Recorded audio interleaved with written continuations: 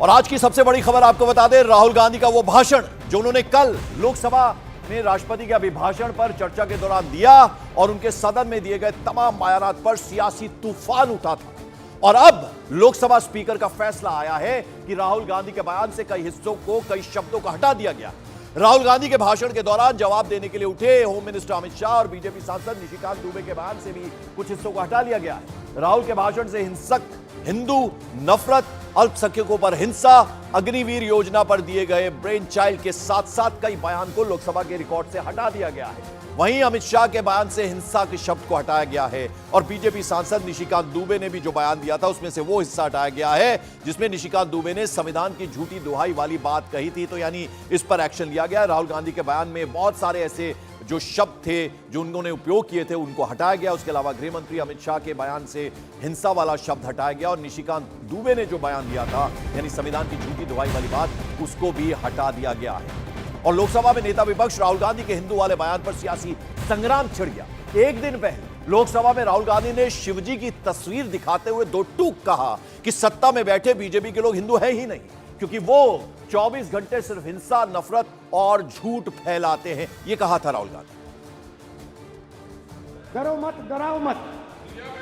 और दूसरी तरफ शिवजी कहते हैं डरो मत, डराओ मत, अभय मुद्रा दिखाते हैं, अहिंसा की बात करते हैं, त्रिशूल को जमीन में गाड़ देते हैं।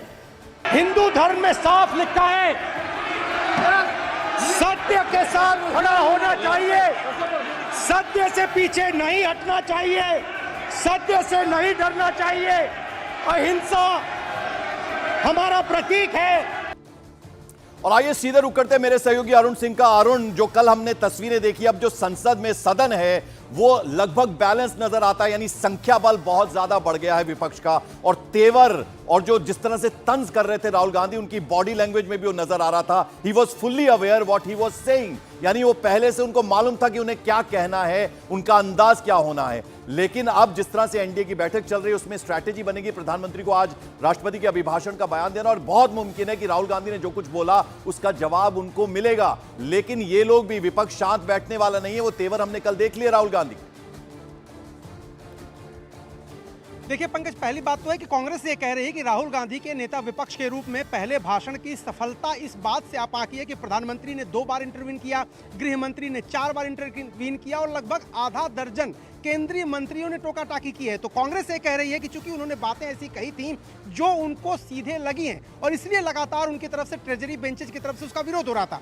जहां तक उनके भाषण के कुछ हिस्से को हटाए जाने की बात है, जाहिर सी बात है गृह मंत्री के भाषण के भी जो टोका टाकी उन्होंने की थी, बीच में इंटरवीन किया था, उसके भी कुछ हिस्से हटाए गए, निशिकांत दुबे के भी हटाए गए। लेकिन आज प्रधानमंत्री उन सभी सवालों का या उन सभी आरोपों का जवाब 5 बजे का जो समय मुकर्रर किया गया है लोकसभा में देंगे, जो राहुल गांधी ने उठाए थे। कल देखिए हंगामा हुआ था उस समय जब राहुल गांधी बोल रहे थे, और आज प्रधानमंत्री जब बोलेंगे तो भी जाहिर सी बात है कि टीका टिप्पणी होगी ही। लेकिन एक टेम्पो सेट हो गया है। एक जो पार्लियामेंट पिछले 2 बार में, 2 टेन्योर में एक थोड़ा सा बुझा सा विपक्ष लगता था, वो जीवंत माहौल देखने को मिला। और कांग्रेस ये कह रही है कि पहले भाषण में उन्होंने एक छाप छोड़ी है, लेकिन प्रधानमंत्री क्या जवाब देंगे, किस अंदाज में देंगे, आपने पिछली बार देखा है। तो उस पर भी काफी कुछ निर्भर करेगा कि जब संसद की कार्यवाही खत्म होती है तो फिर जनता क्या मैसेज लेती है इस पूरी प्रोसीडिंग से। हालांकि मानसून सत्र अब से कुछ 1-2 हफ्तों बाद फिर से शुरू होगा, लेकिन संसद के अंदर जो नजारे आपने देखे, जाहिर सी बात है पिछले 10 सालों से वो अलग थे। बिल्कुल अरुण, तो आप निगाह बनाए रखिए, हम आपके पास वापस लौटेंगे जैसे ही ये सिलसिला शुरू होगा। फिलहाल आपका बहुत बहुत शुक्रिया।